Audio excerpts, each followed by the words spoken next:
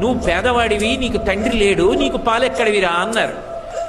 తల్లిని వెళ్ళి అడిగాడు, అమ్మా నాకు పాలు ఉండవా అమ్మా అని అడిగాడు. ఎక్కడి నుంచి తెస్తుంది పిచ్చి తల్లి? ఆవిడ పాలు లేవు అని చెప్పలేక బియ్యపు పిండి నీళ్లలో కలిపి ఇచ్చింది తాగరా అని. పిల్లవాడు తెలియక నీళ్లు పట్టుకుని పరిగెత్తుకుంటూ మిత్రుల దగ్గరికి వెళ్ళాడు. సాటి పిల్లల దగ్గరికి వెళ్ళి, ఇదిగో పాలు, ఆవు పాలు మా అమ్మ నాకు కూడా ఇచ్చిందన్నాడు. వాళ్ళు వాసన చూసన్నారు, ఇవి ఆవు పాలు కావు, మీ అమ్మ నిన్ను మోసం చేయడానికి వరిపిండి నీళ్ళు ఇచ్చిందన్నారు. ఏడుస్తూ వెళ్ళి, అమ్మ నాకు ఆవు పాలు లేవా, నాకు నాన్నగారు లేరా అన్నాడు. ఎవడు చెప్పాడురా నీకు నాన్నగారు లేరని? లోకములకంతటికీ తండ్రి శంకరుడు, ఉన్నాడు మీ నాన్న. అయితే ఎలా కనపడతాడన్నాడు.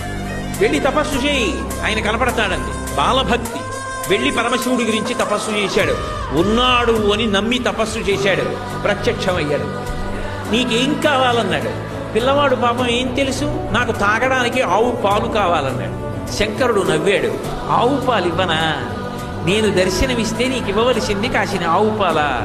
నువ్వు నన్ను అడిగావు కాబట్టి పాల సముద్రాన్ని సృష్టిస్తున్నానని క్షీరసాగరాన్ని సృష్టించాడు ఉపమన్యువు కోసం. ఆయన చెయ్యలేనిది ఏముంది లోకంలో?